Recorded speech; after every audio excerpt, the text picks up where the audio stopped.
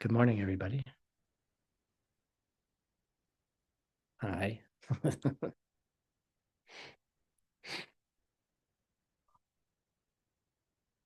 Sure.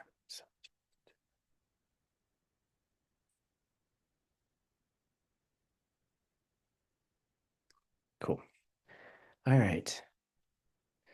So we're just gonna kind of get started pretty quickly without a long introduction. Um, we're significantly behind, as I usually am. So I'm gonna try to catch up a little bit today, but I think it's important for us to take our time because Lojong is not Lojong is about reprogramming our behavior. And what ends up happening is we know what we're supposed to do, right? Supposed to do, whatever if that means. We know what we're trying to change in ourselves. But then all these levels of resistance will pop up. And certain situations will bring up like I know I should act this way because this is the seed I want to plant. But then your whole being just kind of wants to take over and say, no, I want to do it this way. And it becomes kind of a battle, and it's almost becomes a like kind of it's like there's multiple personalities fighting each other inside one's brain or heart or body. And it can be a little, I don't want to say destabilizing because that sounds like a negative thing. But those different parts of you will battle each other. And then your reactions to those different parts of you will also battle each other. Where it's like the why can't I be a better person? Why am I being this way? Why do I have to see things this way? And then even if your behavior slightly changes, your reaction to the world doesn't change. Right. And so it becomes this fertile ground for, I don't know, I would say a little bit of confusion. It's if you're trying to unwind lifetimes of habits, it's not something that happens overnight. So that's why we're taking our time. That's why we take our time through the 18 courses. And that's why moving even into Diamond Way is a generally a gentle process. So you can take the time to figure stuff out. So we're finishing up Dorje Senge's Lojong, and we're following somewhat of a commentary by Chakya Rinpoche, who's one of the previous incarnations of Pabonka Rinpoche. And these 8 are incredibly powerful. And we're actually on number 8 right now. We left it end of last class. We had a whole long discussion about ninja bodhisattvas, which I'm going to talk about again, just in case you all forgot what I was talking about. Right.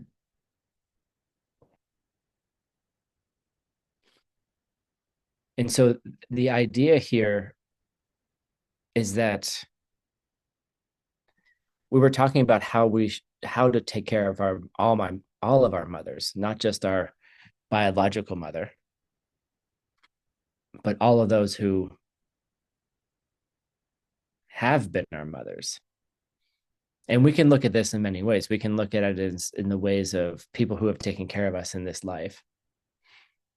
Or, we could also think about if past lives are a thing and we've been everything to each other, we've been each other's mother in some configuration. And so, how would we take care of, by thinking about how we would take care of our own mother, then how could we take care of all the other mothers?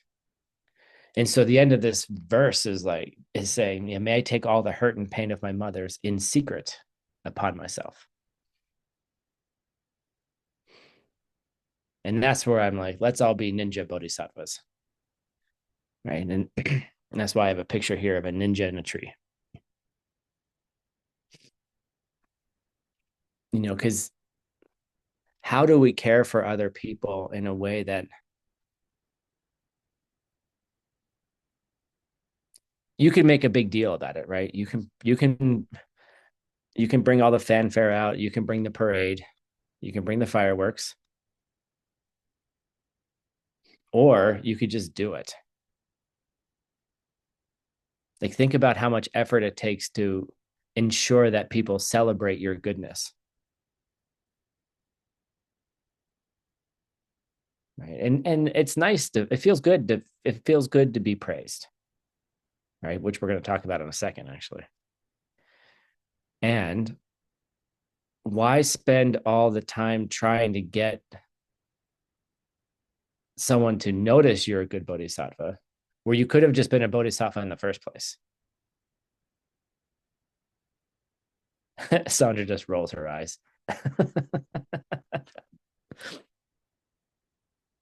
But it's part of the human mind, right? It's, we want to be seen, we want to be heard, we want to be understood, we want to be valued, all of those things. And once we understand how being understood, how being valued, where that all comes from, then you don't waste your time trying to get it. So this is what I want. I want an army of ninja bodhisattvas. I don't want a parade of students behind me walking slowly, not stepping on my shadow. And all those things are fine.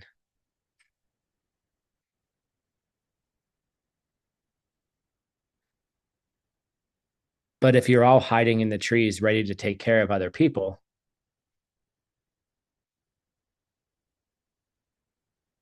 do both. That's what I mean. Okay. Take care of your teacher. I'm not saying take care of me, but I'm saying take care of your teacher and get in your ninja outfit and go hide in trees and look for people that need to be helped. Don't wait. Don't wait to help people. You don't have time to wait. All right, number 8. Sandra, since you were the first eye roller about yourself, let's read number 8. Sorry, I do have very much voice. May none of this ever made impure by the 8 ideas of things. May I see all things are illusion and free myself from the chains of attachment. Sorry. That's okay. Thank you for reading. So, what is Dorje Sangye talking about here? The 8 ideas of things.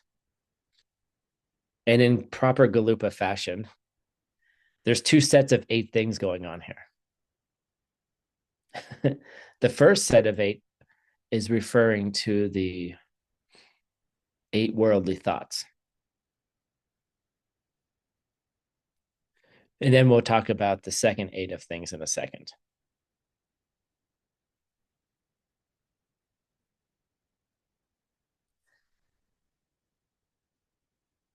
So in doing all of these things, what are the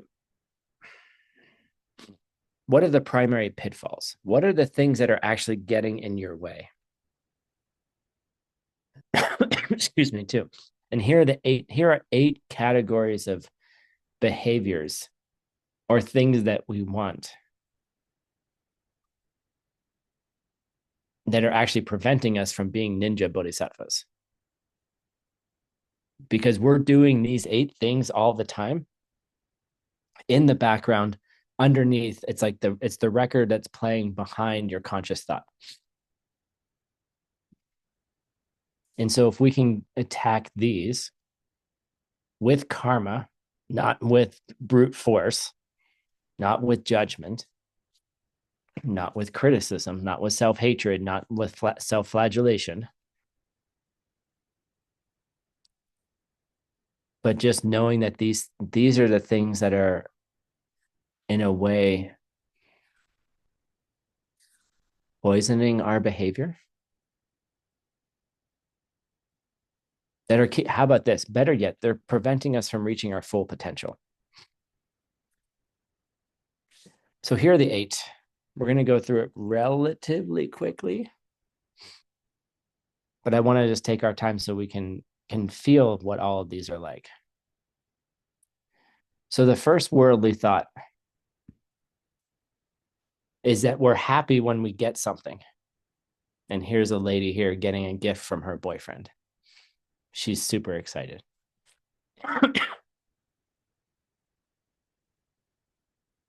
Now, I want to interrupt this program for one thought around that. Should you be unhappy when you get something then?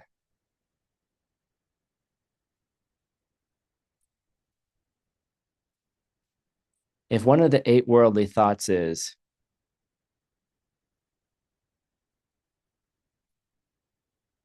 being happy,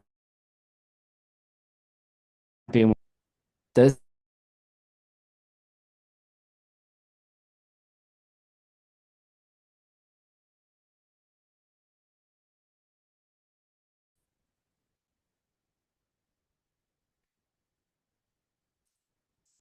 what do you think?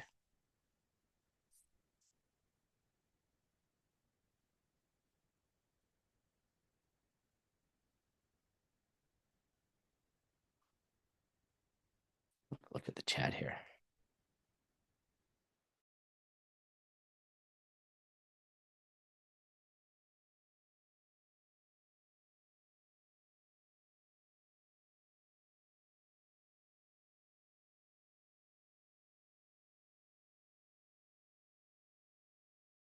Emptiness. But if we catch ourselves getting things that we want and then we're happy about it, and we catch ourselves thinking we were not happy until we got the thing, then we're kind of getting a little messed up. So when someone gives you something, why is it also the 8? Why is it also a worldly thought? What happens to that happiness? You're 10 years old, you get your first Nintendo system, original Nintendo. I'm too old. Most of you have no idea what that is. It has 2 buttons, A and B on it. Start, select, up and down, left and right. Okay. You get the gift, you're super happy. It's Christmas time, right? Then what happens? Then you get bored, or you doesn't every time you play it, it doesn't create the same kind of happiness. Or next year comes the Super Nintendo comes out and you want that, right? Or then you want the Sega Genesis. And then it just keeps growing, right? Then you want more and more and more, thinking that the happiness is in the thing. That doesn't mean don't celebrate when you get things you want, but understand the why behind it. The second worldly thought is then the opposite. You're unhappy when you don't get what you want. Right? You didn't get that Nintendo for Christmas. You didn't get the girlfriend you wanted. You didn't get the promotion you wanted. Your your seeds aren't ripening yet. How about that one? How do you feel about that one, Janet?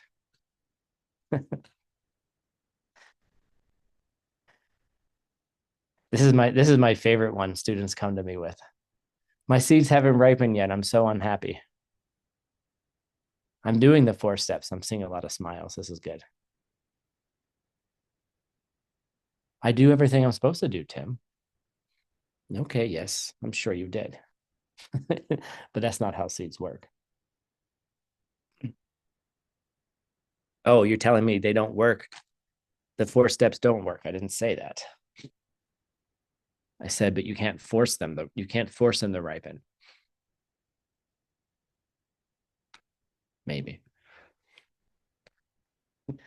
Mainly not. But that's a place that a lot of us go. Oh, I'm not getting what I want, but I did the 4 steps. Well, then just keep doing them. How long is it going to take until it ripens? So I should be unhappy until it ripens? I don't know. Yes. Someone in the room is saying yes. Right? No, like that's a understand the main point of these is that there's not a connection between the emotional state of something and the thing itself. Meaning, you could get the girlfriend and still be unhappy. You could not get the girlfriend that you wanted and still be happy. Right? They're actually unrelated seeds. But in the way that we're made up is that those things seem to be connected to each other very, very deeply. All right. Next worldly thought. We're happy when we feel good. I like this one because this is my problem.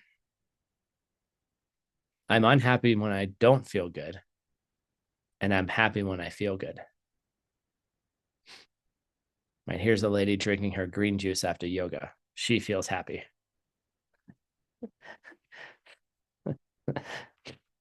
Right? I'm so healthy. I don't drink a green juice. I feel good. I just worked out, you know. And yes, you do like understand I'm not making fun of people working out and then feeling good afterwards, Lena. I hope you feel good after you're right. That's not what I mean.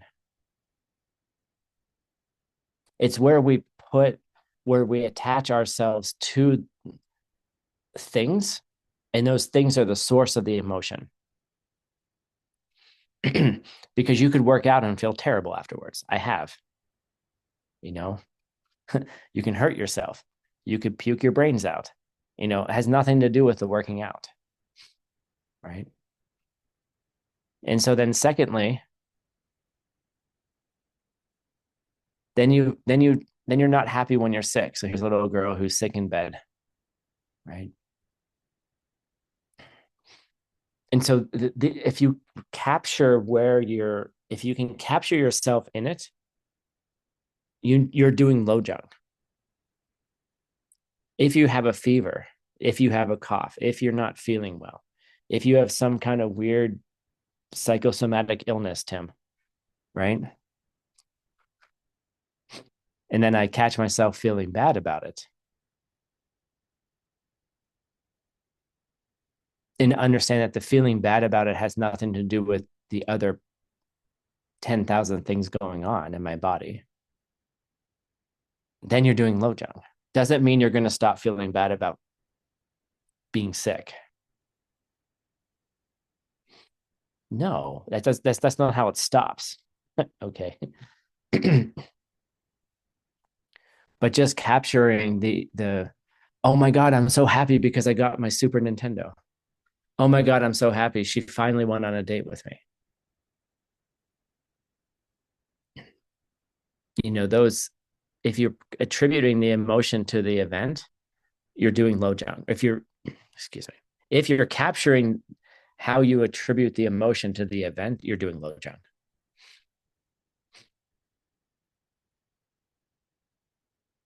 Because I know people that get everything they want in the world and they're the saddest people I know.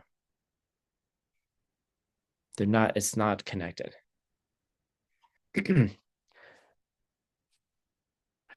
What is this worldly thought? Oh yeah. You're happy when you're famous, when people know you. Here's an influencer on Instagram, right? How many people like it when someone likes their post on Instagram? How many people check how many comments did I get? How many people viewed it? How many people liked my post? I feel good because I don't know. Let's find out how many people liked my last post that Anastasia did. She's doing a great job. Let's find out. Let's see.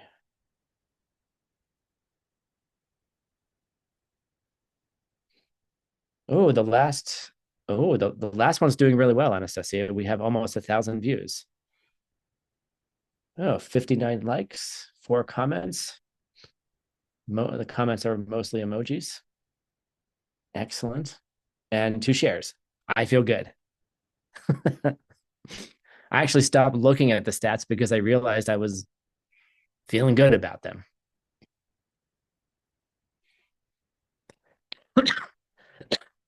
But if you understand that being well being well known is has nothing to do with how you feel about it. I used to get really upset. This is too complicated.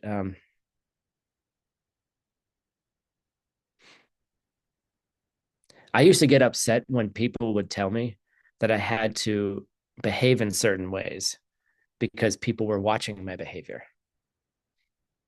And I was like, got really upset because I was like, but I didn't ask for that. I'm like, I don't want to be an example. This was like the early days of DCI, when I was in DCI rather.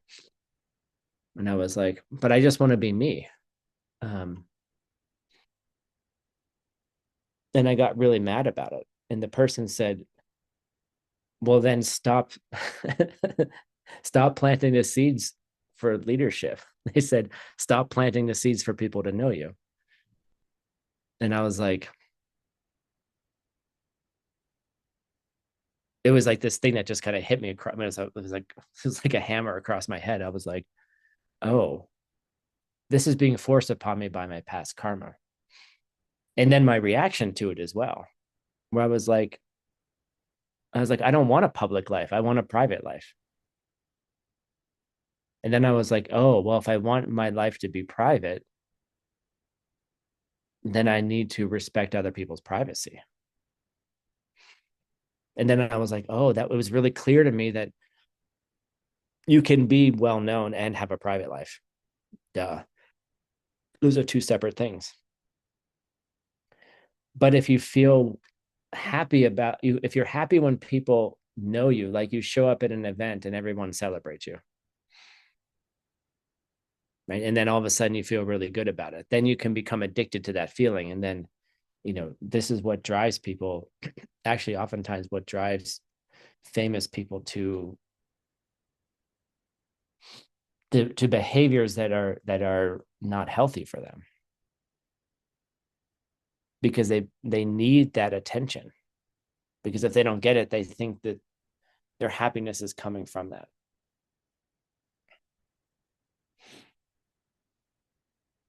I see a lot of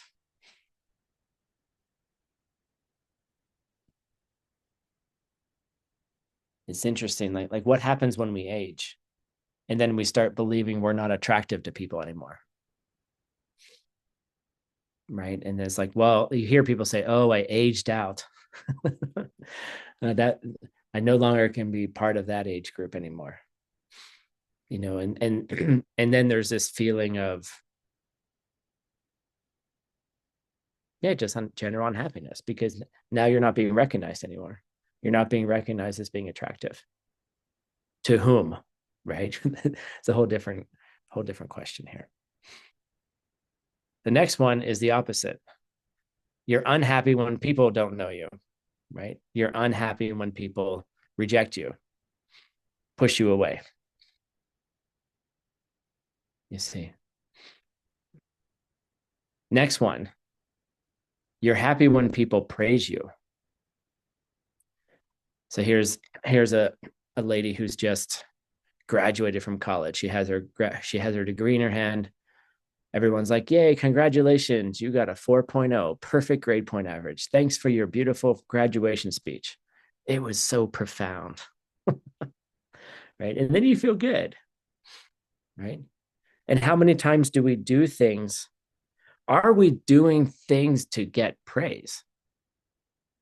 I want to be recognized as a bodhisattva. I want to be recognized for the good things that I do.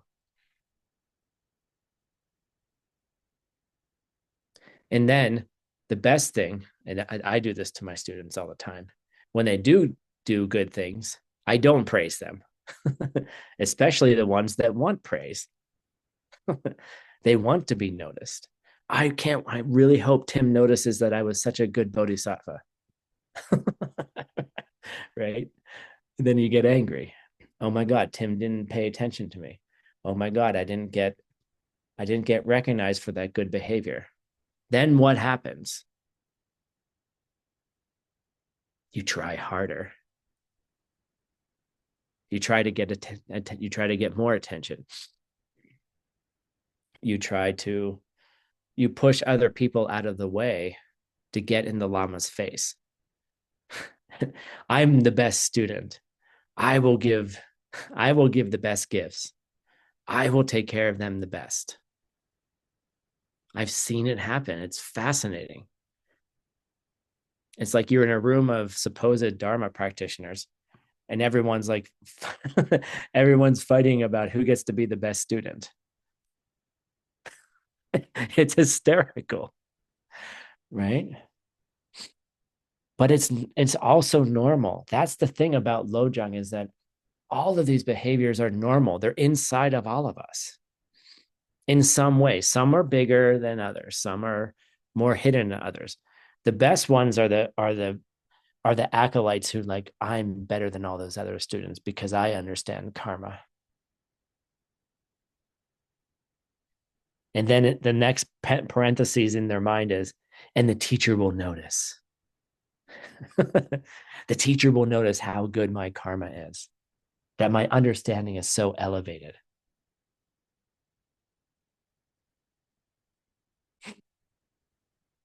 If it sounds like you, it probably is.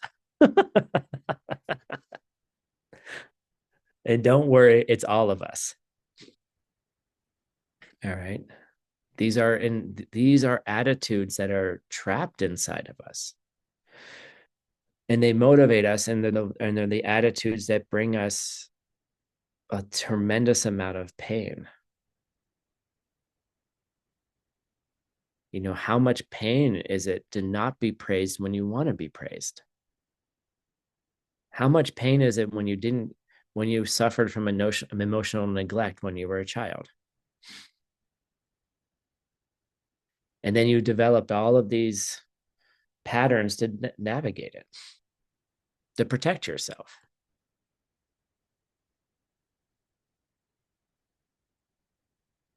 And those are all very, very real states of mind that are painful.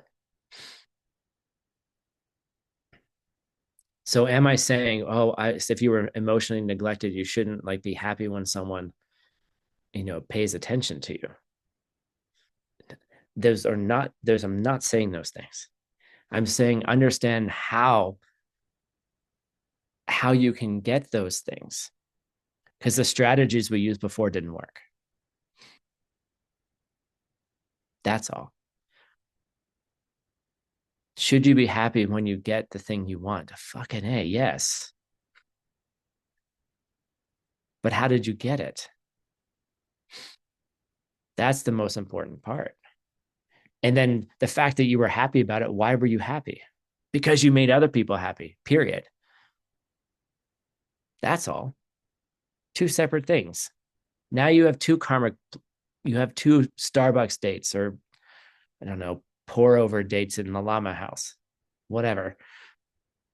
One for, hey, let's plant seeds to get what we want. Hey, let's plant seeds so we can be happy. Great. And then those two things happen. They seem like they happen at the same time.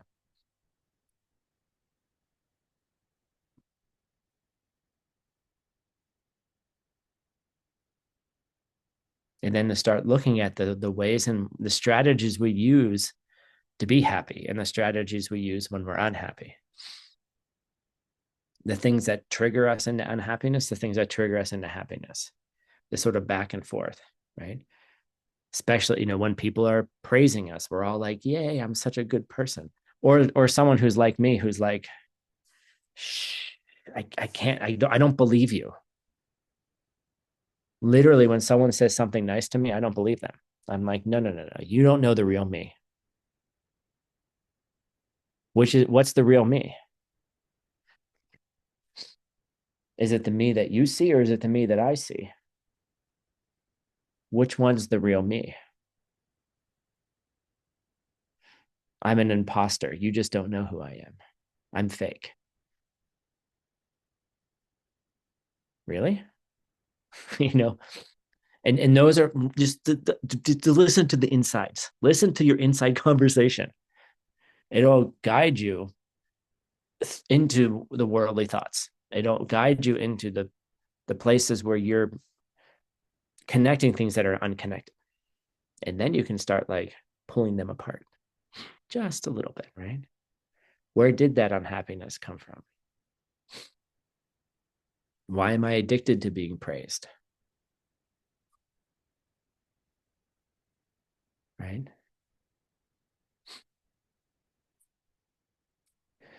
And that's why I'm saying, like, don't waste your time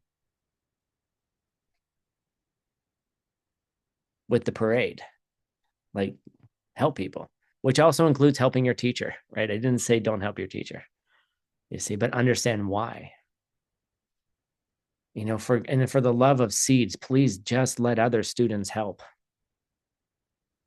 That's how you become the best student. Let the other students help. Yeah, but they don't do it as well as I do.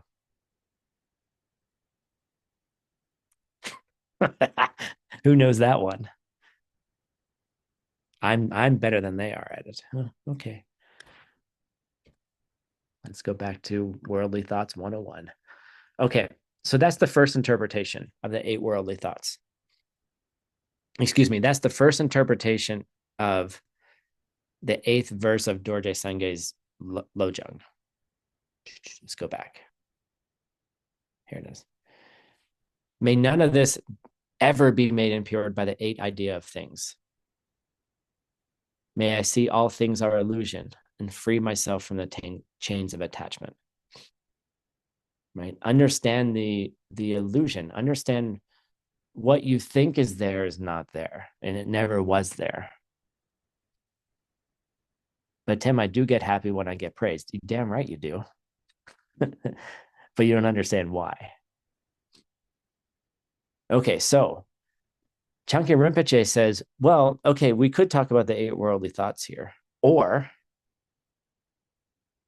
we could go deeper. And that's what we're going to do today. Because all of those things are actually based in the eight wrong ideas about emptiness. Okay. Meaning there are eight, there's, how do I say this? There's eight extremes. We call them ta gay. Ta meaning extreme, gay meaning eight. There's eight extremes in our thinking that actually create these eight worldly thoughts, right? What's that? Uh, it's possible those the eight invisibles. I think so. Actually, I'm almost positive. I think it's the eight invisibles from Kamala Shila, Nagarjuna. All those guys. um, so how does this? Let's see here. Let me just go down here. So when we're talking about the extremes, right? We're talking about typically there's two primary extremes when we're thinking about emptiness, when we're thinking about existence, rather. So we have this guy walking on a path on a mountaintop, and you can see to his left, there's a cliff, and to his right, there's a cliff, right? And there's just this narrow path to walk between the two. And this is what we call metaphorically, this is what we call the middle way. Okay. There's these two extremes that our minds tend to go to. And what are those two extremes? Where's Tim's notes? Here they are.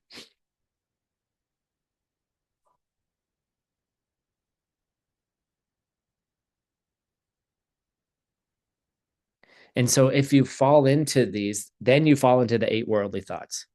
So you could analyze things from the point of view of like, hey, don't be so happy when you get that Nintendo, Joe. But when you get the Nintendo, invite me over and we're going to play. There's a difference, right? Or if you go to the deeper part of the extremes, then you don't have to worry about the 8 worldly thoughts. If you go deeper into the source, okay. So what are these 8 extremes? Okay. And generally we can put them into 2 categories. One would be that things exist from their own side. You've heard this all the time. Pens, right? The pen is coming from itself. Right? Or if you heard a bad teaching on emptiness,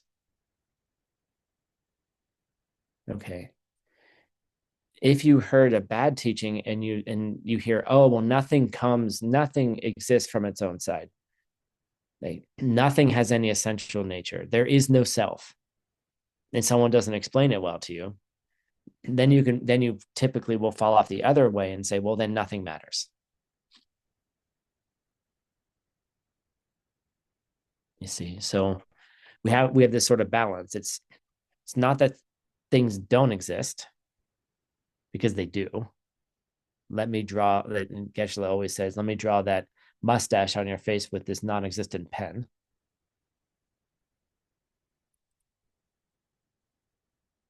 Or on the other side is we go to this place where we think that things exist from their own side.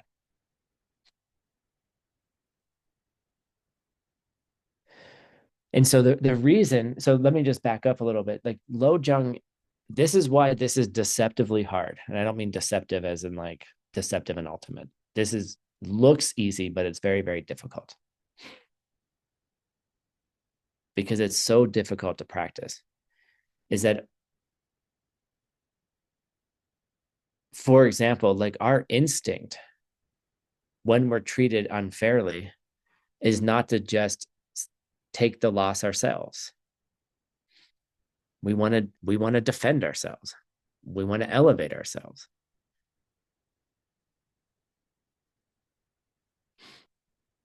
You know,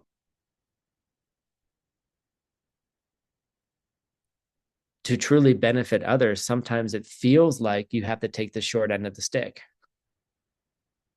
right? Give all the benefit to others. You know, but if you do that with wisdom, what ends up happening? Right? What ends up happening when you truly give all the benefit to other people without hurting yourself?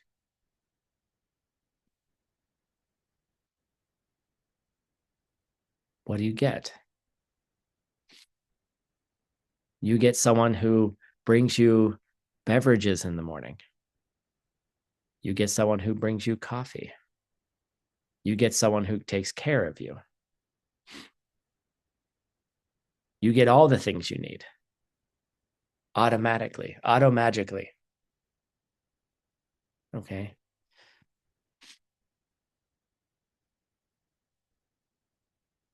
And when you only think about yourself,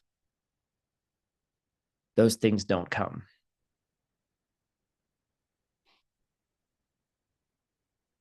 And then the environmental result would be, as Z says, is like, then you see a world that's cared for. You don't see a world in destitution. And then if you see a world where everyone is behaving that way, where they're caring for other people's benefit first, what kind of world would that look like? You see.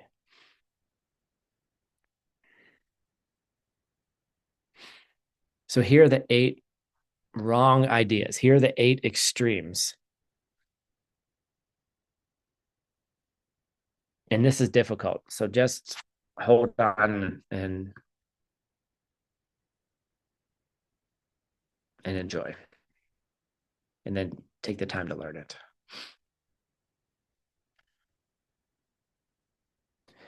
All right. So I have this picture here, which I think is a good picture of trying to decide whether the pen is coming from itself or the pen is coming from me. Okay. And you have to think about it. Like you can have someone try to prove it to you, but you have to think about it. You have to spend the time with it. All right. Here's the first extreme.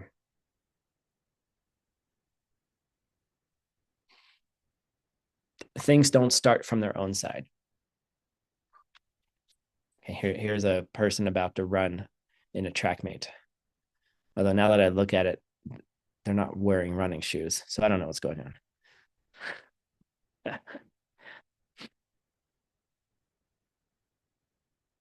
But that's okay. They're about to start a race, right? Their hands are behind the start line. They're ready to go. Right? But they don't start from their own side.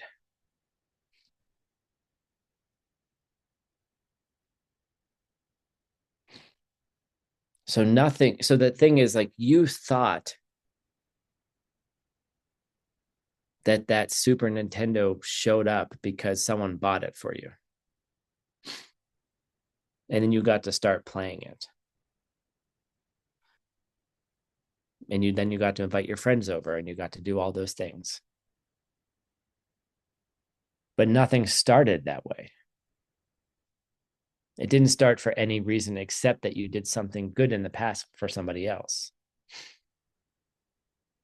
Because even seeing something walk in the room that is something that you wanted that began, like the Super Nintendo to a dog is not a Super Nintendo, right? It didn't start from its own side. You were contributing to it.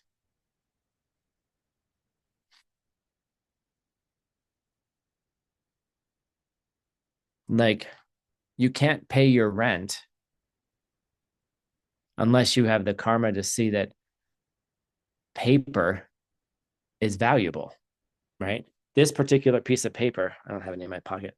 This particular piece of paper, this dollar bill or this $100 bill, we just decided it's worth something.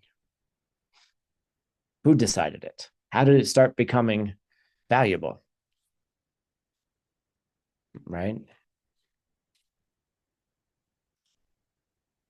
And maybe if you think about throwing money into a fire, maybe you would start understanding that you didn't burn up any money. That paper is worthless. Throw a piece of throw a piece of paper into a fire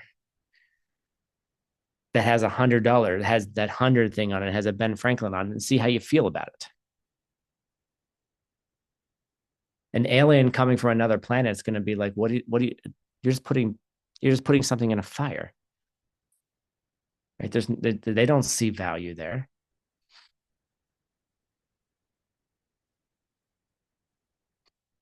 you know. And then you have to understand that the karma to be able to pay rent in exchange for a place to stay, right? Here's a piece of paper you give to somebody else that has colors and shapes on it. And you're like, oh, you can stay in this box that protects you from the rain. It's insanity if you think about it. But yet we operate that way, right? Your apartment didn't just start from its own side. It was never an apartment from its own side. It's because you gave housing to other people. Oh, Tim, but what if I gave housing to a lot of other people and I don't have a house now? Those are different seeds ripening. All right, next one. Guess what? The opposite. Things don't stop from their own side.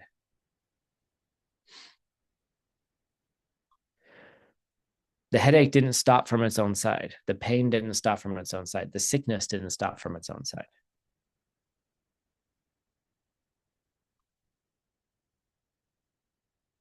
You know, it stopped because for some other reason. Take care of somebody's health, and then your sickness might change. Stop other people suffering. Help people stop suffering, and maybe your suffering will stop. You see, it just doesn't stop by itself. Third one,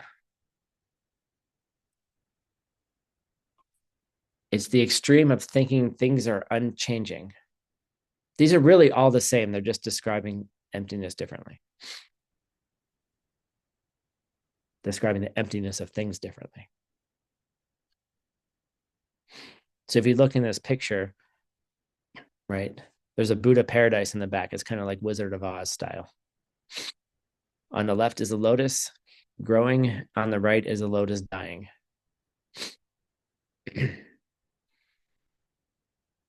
If you think things are unchanging, then your world can never become a paradise.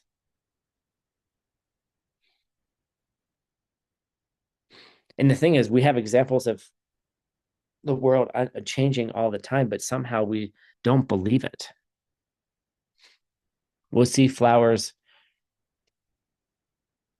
grow, we see flowers die. But somehow we take things as being unchanging.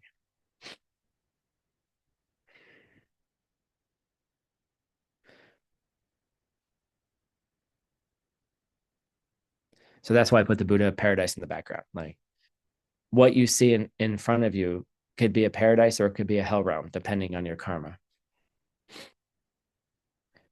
Next one. This is my favorite picture for the entire class. One of the extremes is if you think you're like, okay, fine. Things are not things don't exist from their own side. I get it. So then therefore nothing exists. And so then you go to a place that's called Chipa. Then you go to a place of that nothing matters. If nothing has any nature of its own, then you say nothing matters. So what's happening in this photo?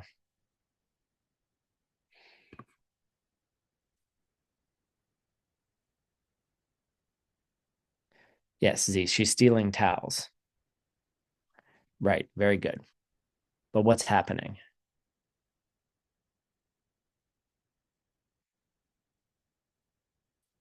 If you think things don't matter, then it's okay to steal towels from the hotel. Those really soft, fluffy, plush, absorbent towels that somehow I don't know how they do that at a hotel. Right. So she thinks that nothing matters. Well, nothing exists. Well, then I can just take the towels. And all the hotel employees are like, whoa, whoa, whoa, what are you doing, lady? She's like, it doesn't matter. And so she's taking them. And then her suitcase is opening and she's getting caught. Right. AI did a good job on that one. And this is a place that sometimes we go. And especially if you have a bad teaching on emptiness. All right, this is going to get complicated. Just write it down, and then you have to meditate on all these things. Unfortunately, we could spend an entire 10 classes we have on just these 8. Right, so this one's called Droa, going. You believe that things go.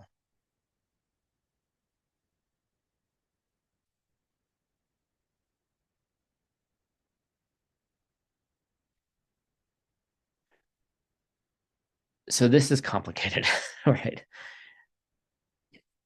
And so a picture here of a seed in the ground, and you have a sprout coming out of the seed. You think that things go from being a cause and then transform into the result.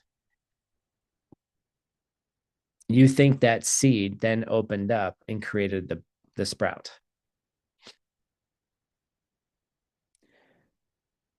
Then, okay, this is hard. This gets us into Nagarjuna, and this goes really, really deep. And I'm sorry, but I'm not sorry.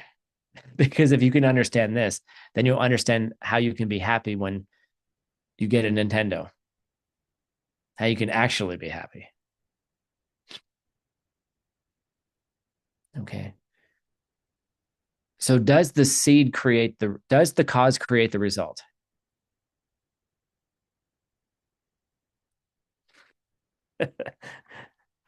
The room is giggling. Does the cause create the result? It looks like it does. We teach you that it does, right? We teach you if you're generous, you're going to get money.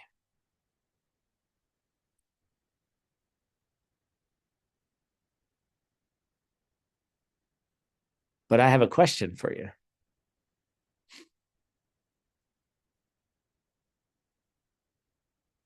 If the cause creates the result, how does the cause create the result? Right. So there's a whole bunch of questions we can ask. And then you have to meditate on it. So if you have a cause and then it becomes a result, at what point does it become the result? At what point does it make its transformation? At what point does that kindness, that generosity that I did in the past become a result?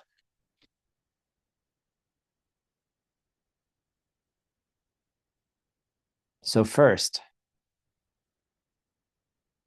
if you start analyzing time, okay, at what point does that seed become the result? It seems like there's a point where they transition, where they touch each other, right?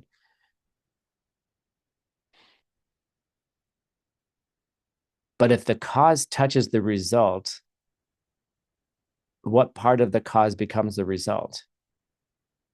And then if they touch each other, then are they different things? If they're touching each other, then they have to be the same thing.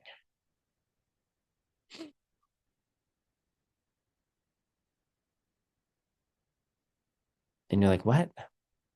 Got to think about this. If a cause touches a result, there's no point in which it becomes the result. Therefore, it's the same thing.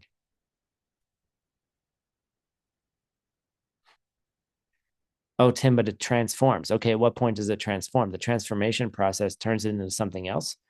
When does it turn into something else? Well, something else has to turn it into something else. Oh, okay.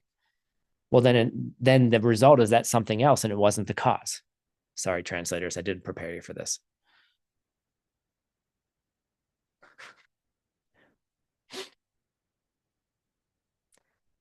If something else made it the result, then the cause didn't make it a result, and therefore there's no cause and effect. Well, that doesn't make any sense. Okay, well, screw that one, right?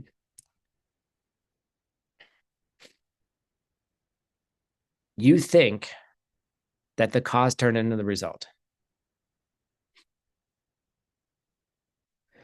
from its own. The trick is from its own side. But you have to understand what that means when we say from our own side. What do you mean a seed from its own side?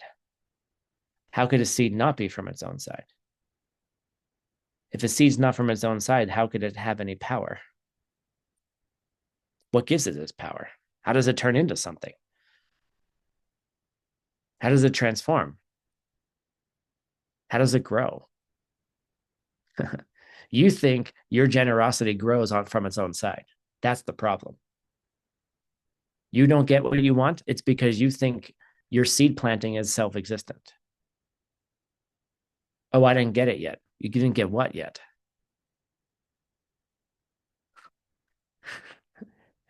You didn't get that self existent thing that you planted self existently that couldn't have created it in the first place? You're like, Tim, I thought we were studying Lojong. I was like, haha, I tricked you. Oh, did you think that paradise was possible because you planted good seeds? What kind of seeds did you plant? Did you plant self existent seeds or not self existent seeds? Well, if seeds are not self-existent, then how do they have any power to do anything? Can I change the seed that I planted in the past? I don't have the result yet. Oh shit. Now we're getting into weirdness. No, but you have to understand that there's no, if you think of cause and effect as self-existent, it won't work. It doesn't work.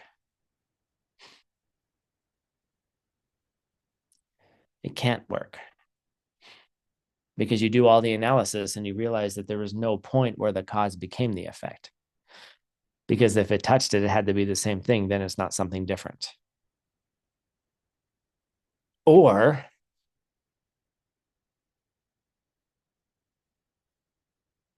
is the generosity planted in the past and the generosity you get now the same thing?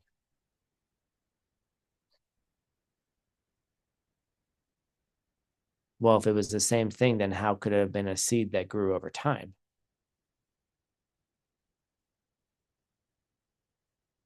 I don't know. You got to think about it. Good luck. The next one is the opposite. Okay. And this is believing that things come, ongwa. It means coming to an end. So the seed comes, the sprout, this is the other side of the discussion. The sprout came into existence when the seed is destroyed.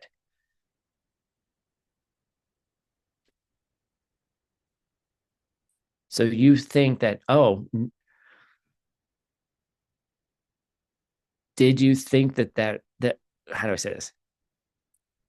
The seed's destroyed when the result comes into existence. So if something comes into existence, then that proves that there was a seed, right?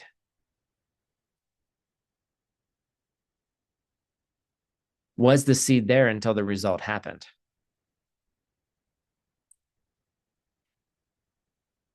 You didn't know you were getting Nagarjuna today.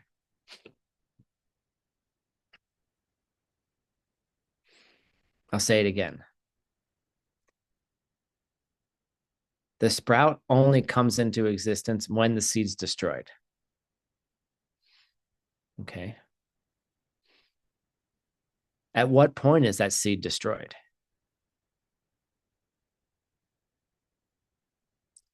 If the seed is destroyed at the same time the sprout comes into existence, then again, it's the same problem. Then they're the same thing. Then there's no sprout because the destruction of one thing can't create the other, cannot create something else. Destruction doesn't create. That makes no sense. Oh, well, then, okay, actually, Tim, they're separate from each other because the destroying happens first and then the sprout comes into existence. Okay, that's fine. But then if there's no connection between the two, then pizza creates sprouts or pizza creates enlightenment or pizza creates everything. Actually, we're going to say Cheetos creates everything. How about that? Cheetos are much better than pizza, right? Once the Cheetos destroyed, then therefore I have rice or I have a girlfriend.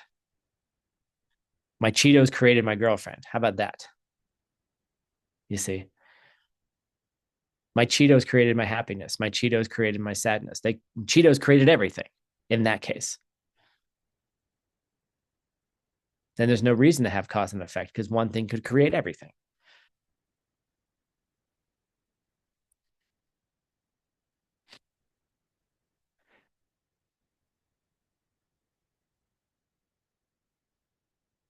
So this is the illusion of our existence. Well, then, Tim, how does the seed create the sprout? Was the seed created because I have a sprout? You know, it's fun. But you have to understand that the illusion is there. Like that's the illusion. What creates the connection between the seed and the sprout? You do. You're the one who creates the connection between pizza and enlightenment.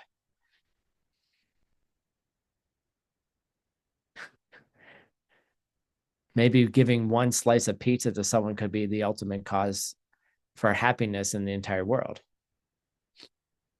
I don't know. Maybe. All right. Next.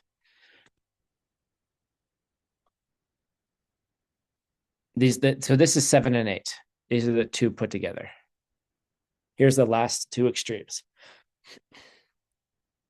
So no object is one thing, nor is it many things. Okay. So we have a picture of a car here. Is the car one thing or many things? When you look at a car, it looks like one thing.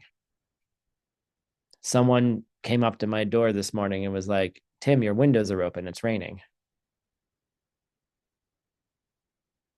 So I was like, oh, my car is wet, right? I didn't think about many pieces of my car. I just thought my car is one thing, right? But then you look at all the parts. The car has many, many parts. So which part of the car is the car? Is it the wheels? Is it the shocks? Is it the door? You know, things aren't one thing, but they're also not many things either, right? Because you can argue from both sides. The car has many things in it, but you see it as one thing. The car is not a car until you make it a car as one thing. But there's actually many things going on in that car at the same time. In fact, there's many perceptions happening of the car at the same time. Which car are you looking at? The car of the last second or the car of this second? Are you looking at the left tire or are you looking at the right tire? You're never looking at the full car, yet you think there's a car there. No, I'm looking at the car, Tim. Yes, you're looking at part of the car. You can't see the whole car. Look at that picture. You can't see the back of that car.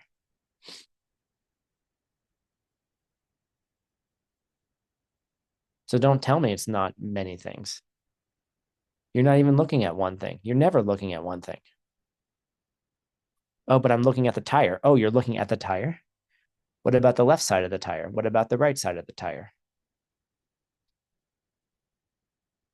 I'm looking at the tire, Tim. Yeah, you're looking at parts of the tire. You see, so like these are the extremes that we go to. It's not one thing, nor is it many things. And that can be a quick way to get into seeing emptiness directly, by the way, especially when you're analyzing yourself. So Chankya Rinpoche says, look,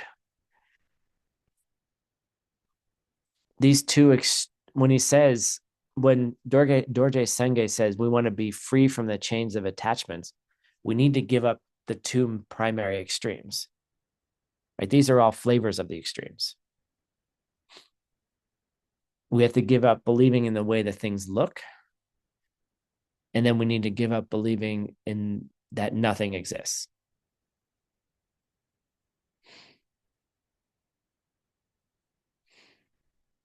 You know, that one thing that you see, that car, that's not coming from its own side. There's something that you're doing to create that one car. There's nothing that's coming from its own side that's independent of your projections created by your past karma, which means there's nothing that's happening to you right now that's independent of the way that you treated other people in the past. I love this. What are Cheetos? Marina, you've been here for like 3 weeks. We have Cheetos all over the place. They're all over Diamond Mountain. People are like raining Cheetos. Looks like without me. They're all there. They're sitting in the Jason Kappa Center on the table. Go look for them. You'll love them. They're delicious. They're disgusting. They're amazing for you. They're healthy. They're not healthy. What are they?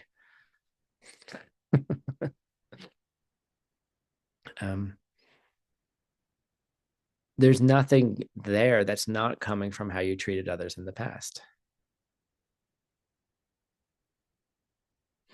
Right. And that's how something becomes something, including yourself.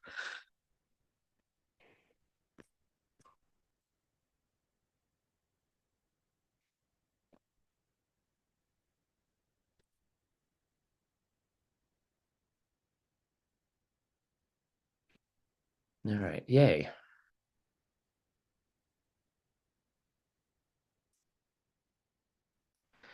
We're moving on to the next lojang.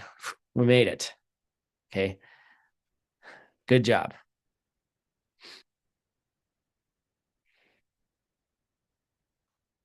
That's a good question, Sandra. When you're being generous, are you planting a seed for generosity or not?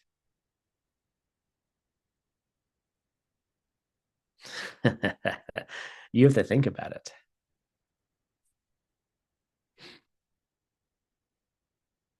Is just giving something enough?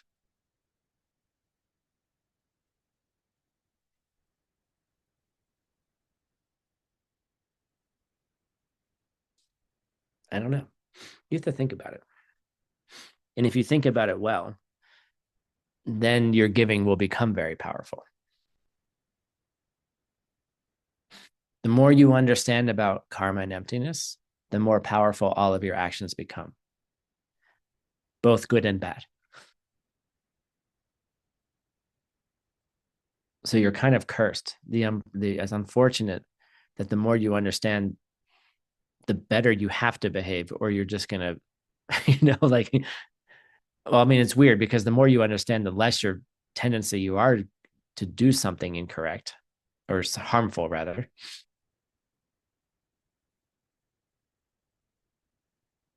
But sometimes bad seeds do show up. The bad seed to do something poorly with good understanding creates a really bad result really quickly. I don't know if that made any sense.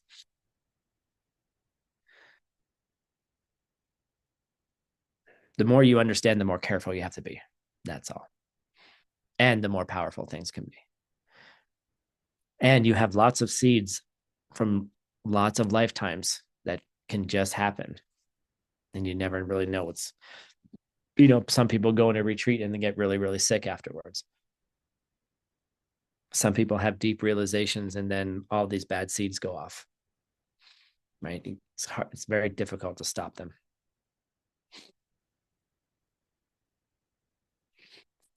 So we're moving on to the next lojang here. And I didn't make a slide for this, so you'll just have to find the information in the reading. So our next lojang is by a guy named Galwa Yanggumpa. And he has a lojang called The Advices of the Victorious Ones.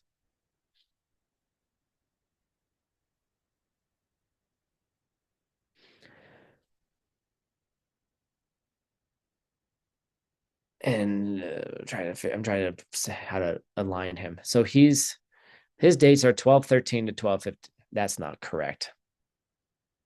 Yes, it is 1213 to 1258. I read the numbers backwards. I was like, he was only 10 years old. And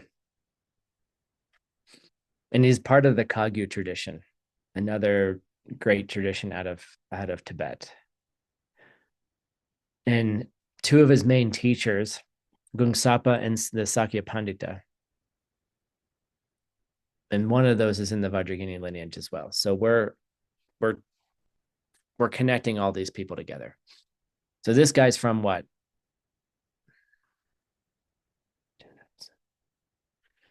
It's from 800 years ago, something like that.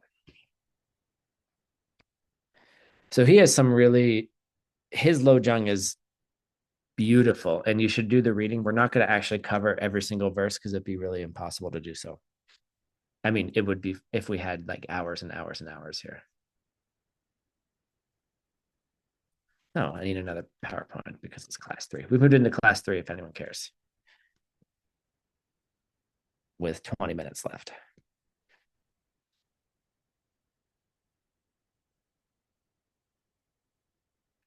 What was I thinking in that slide?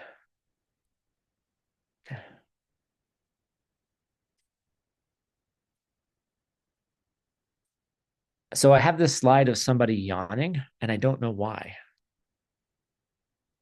What the heck's in my notes here? Hold on. Maybe there's something in my notes.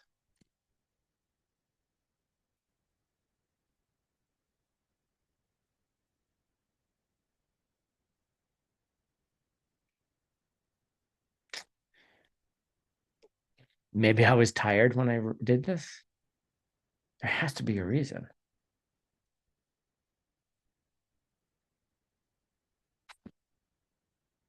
Oh, there is a reason. There it is. Sorry. Okay. I didn't put the verse in. That's what happened. Okay. There it is. Okay. Now I understand. My apologies for being silly here.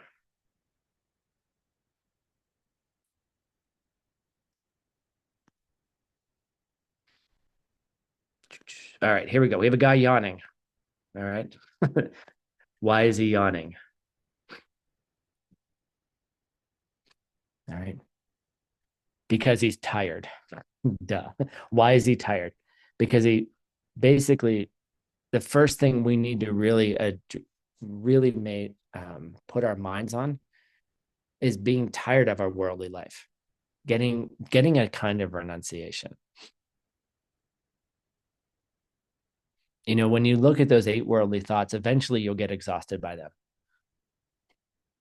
Why will you get exhausted? Because eventually you're going to realize that your strategies for getting happiness and for getting praise and for getting health and for getting the things you want don't work. And so then you get tired, right? So, Anastasia Mansurova, can you read the next verse? Nothing that starts remains unchanged. Have no attachment, cut the ties. There's no happiness in this vicious cycle. Get tired of it, find renunciation. Right. So nothing that starts. Here's Chakya Rinpoche again, right? The eight extremes. Nothing that starts remains unchanged. You know, your friends, your family, your stuff, the food you ate this morning, your sickness, your health, all of those things do not remain unchanged.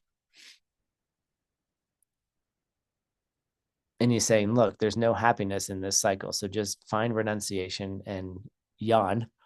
The funny thing is, when I watch someone yawn, I yawn myself, right?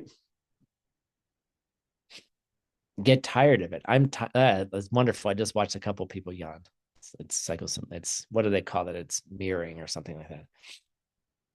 Like, and so this particular verse feels rather depressing, right? It's like there's no happiness in this vicious cycle. So get tired of it. Right. And so then there's some other way. So there is some other way. And so let's get the next verse here. How about how about Ludmila?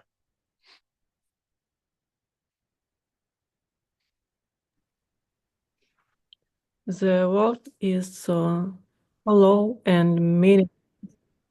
Do not rule the lie. Your own mind is the Buddha. Go and meet your friend. I'm going to fix something really quick. I'm going to have you read the second line again because there was a problem with the text. Do not trust the lie. Sorry, I had misspelling. Do not trust the lie. Right. So this is a really beautiful shift where he's saying, don't look at that. We have this vicious cycle. Get tired of it. The world is meaningless. Don't trust it. And then he makes a big switch here. He says, your own mind is the Buddha. Go and meet your friend. And then, so what does this mean? And so I have this picture here, which I couldn't get AI to do what I wanted. So there's 2 people here with empty faces. They're supposed to be empty heads. My apologies. But what he's saying here, he's not saying your mind is the Buddha's mind. And this is a classical misunderstanding of what people have said about, oh, You have a Buddha nature. Everybody has a Buddha nature. It's not like we just have to peel away all these things that aren't Buddha to ever become Buddha. It's not like a peeling away. But rather it's your mind and the Buddha's mind are the same in the sense that the emptiness of your mind has the same emptiness that the Buddha's mind has. They're equivalent emptinesses, but they're not the same mind. Okay. The emptiness that your mind has and the emptiness that my mind has is, we can say it's the same emptiness, meaning they're not equal in the sense that they are the same emptiness, but emptiness is the same that we both have. It's so hard to say. You have emptiness, I have emptiness, but it's not the same. Same, different. Get it? All right. The emptiness of the Buddha's mind is the same emptiness that your mind has, but the mind streams are different, separate. How about that? All right. And so the mind that you perceive is based on the karma that you have, and the mind that the Buddha perceives is the karma that the Buddha has. Right. So that's what we mean is, if you had the right collected karma and merit, you would be able to see, you would be able to perceive your mind as an enlightened mind if you had the right karma. So in that way, every one of us has the potential to become a Buddha.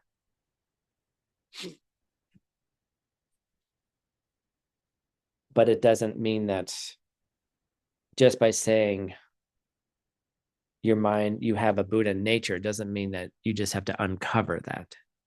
You got to do something. And what do you got to do? Mainly, you have to plant the correct seeds to do that. And that's the whole point of this course, is to unravel the seeds that don't work and to start planting the seeds that do work. And then to start interrupting those pattern behaviors, to have a radical change in your behavior, to unhook. You got to unhook yourself from the matrix, right? You got to pull out all these behaviors, right? And then start plugging in new ones. And it's not easy.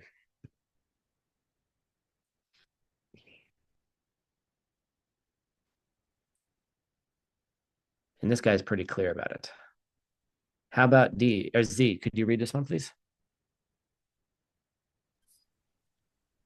Nothing but the Dharma means anything at all. Throw the rest out like trash. It all boils down to dying. Pack light and take off now.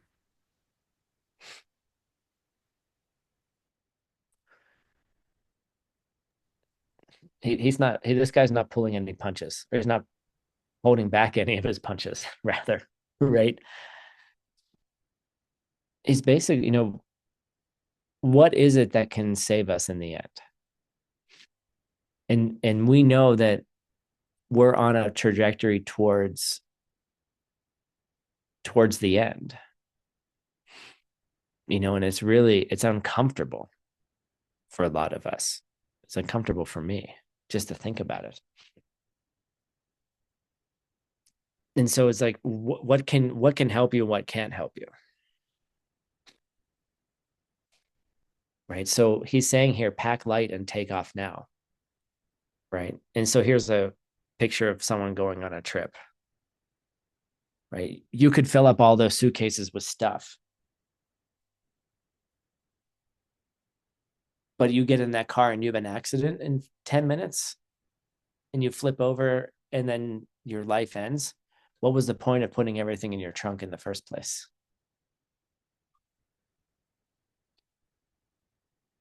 You see, what do you want to put into your trunk? Now, I'm not saying don't take things on a trip when you go to, and that's not what I'm saying, right? But understand what you're putting into your own suitcase.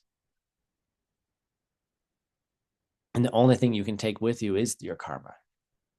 That's the only thing that goes forward. The seeds planted have to ripen. They move forward. All this other stuff comes and goes. Does that mean you should give up everything? No, it's not what I said. Does that mean I shouldn't have a comfortable life? No, it's not what I said. Does that mean I shouldn't have money? No. Yes, you should. But how do you have money? How do you get there? Like, what do you do with your money? Like, if I die between here and going back to Sedona, what value does my money have? Don't worry, it's going to go to ACI. Okay. But I don't have that much money, right? It'll last for, it'll pay, maybe half a year's salaries of everybody. Great. The meaningfulness of Tim's life was his donation to ACI at his death at 46. Okay. There you go. $300,000 at ACI.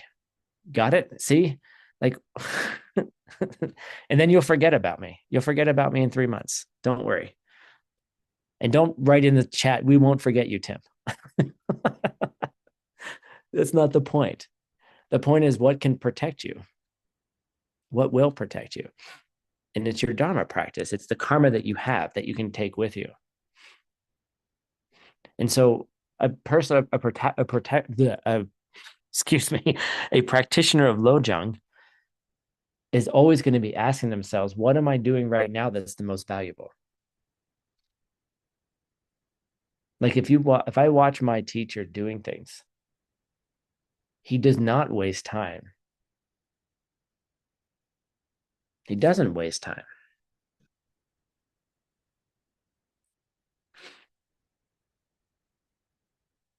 It's just a filter, Anna. I don't look younger. It's just a Zoom filter. Or maybe that's what makes me look younger. I don't know.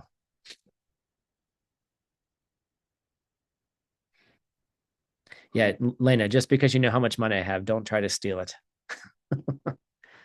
It's locked up in assets. It's not in my bank account. You're still going to have to sell my properties. Okay. And that's going to cost money. And then someone's going to have to do it. And, good. Get some good seeds. Sell your dead teacher's properties. I'm sorry. No. Okay, bring it down, Tim. But really, when you're looking at what is the most valuable thing to do, that's what a Lojong practitioner does. And I get it's interesting, like what starts happening is like, while it's the seeds that I have that are still ripening for it, I get very irritated when I feel like my time's being wasted. Because I have this feeling that like there's not enough time. I don't know. We don't know if we're going to have a Dharma class on Thursday. We don't know. You don't know if you're going to be here. I don't know if I'm going to be here. That doesn't mean don't become a Dharma maniac, right? And just like, get so tense about planting good seeds that stress. I'm not saying don't stress out. Don't stress yourself out planting good seeds because there's probably some bad seeds in there too. But it gets very touchy when I feel like time's being wasted. And so if I'm seeing those seeds, then I have to take care of to make sure that I'm not wasting other people's time, that I'm not taking valuable things from them. But that's the name of the game right now, right? Your karma is the only thing you can take with you. Your non-self-existent karma, right? The cause and the result that don't touch each other, karma. right? The karma that has to ripen after you die that doesn't turn into the result from its own side. Okay.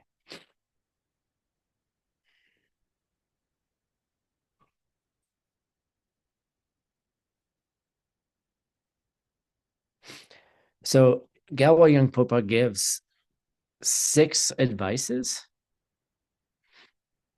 to understanding how to live a good life and how to develop a really powerful, he doesn't say this, but I'm going to say ninja bodhisattva practice. So the first thing he says is put your death in your heart. And this will help you evaluate whether your practice is too tight or too loose.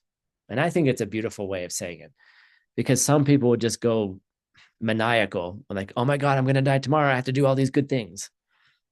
Yeah, you're going to kill yourself with a heart attack if you act that way. You see. But put your death in your heart and then find out if your practice is too loose or too tight. It's a good question to ask yourself, would I be doing this if I was going to die in an hour? Would I be doing this?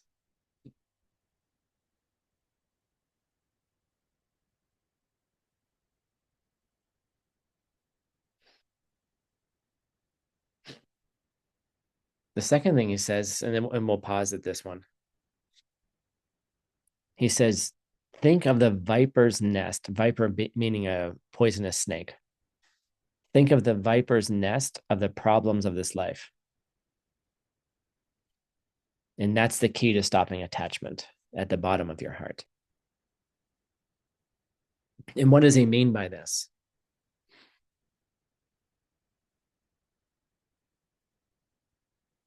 It means that all good things will be stripped away from you if you don't understand the karma. Your friends, your family, all of your money, your possessions, your home, your body, your clothes, your face, your name. You know, all of those things will eventually shift, change. And he says, don't work for those things and don't become attached to them.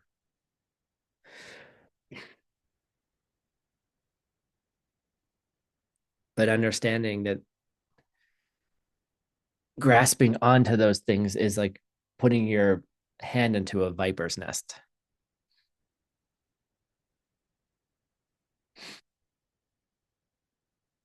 They're just going to fill you with venom at the end of the day. And I don't want to leave it at that spot, because we can have the beautiful comforts of life too. But understanding how that gets created and why you would have it in the first place. Maybe your path is more of an ascetic. Maybe your path is more of an ordained person where you don't collect money and you don't do all those things. But being on the path of a bodhisattva is, if you're collecting money, why are you collecting money? You're collecting money to help people, right? You're having a nice, comfortable home so you can maybe have teachings at your home. Like you're having a nice place for other people. You're doing it for other people. You're not doing it for yourself. And then that's how you get to keep those things. You don't get to keep them just because they, you don't get to keep any of them anyway. But perhaps there is a point where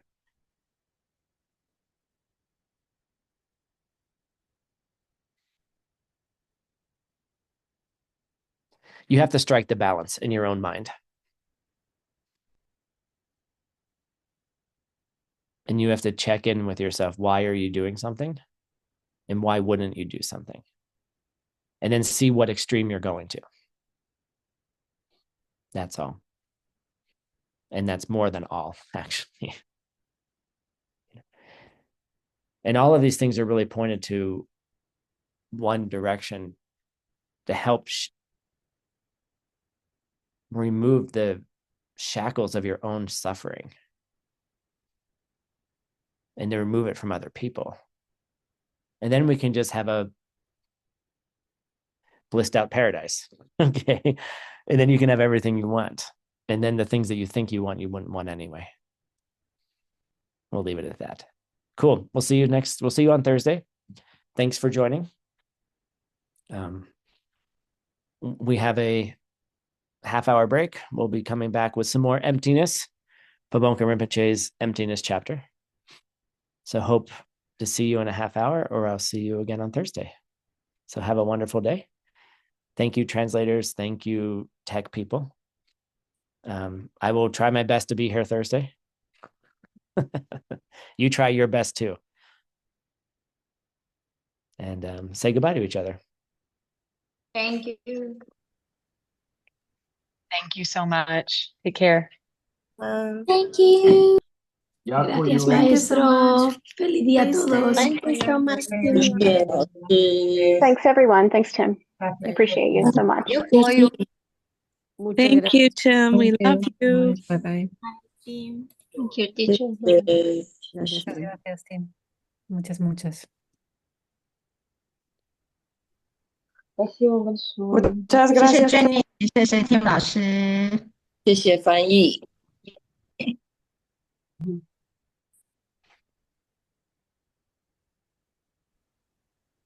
Muchísimas gracias, maestro Tim.